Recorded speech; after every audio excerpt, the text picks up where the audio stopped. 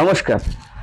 যে সমস্ত জাতক বা জাতিকারা আর্থিক দিক থেকে নানাভাবে ক্ষতিগ্রস্ত হচ্ছেন, তাদের জন্য আজ একটি সুন্দর টোটকা। প্রতি শনিবার সকালে খুবই গোপনে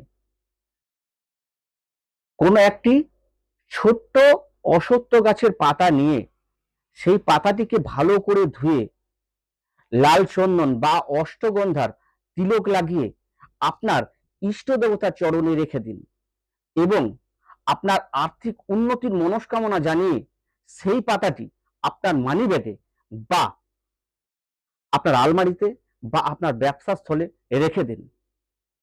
প্রতি শনিবার একইভাবে একই পদ্ধতিতে এই ক্রিয়াটি করুন।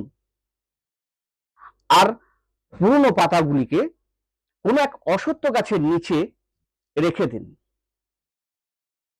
পরপর 11টি শনিবার এই কাজটি করে দেখুন, ফল অবশ্যই পাবেন। নমস্কার। ওম নমঃ শিবায়।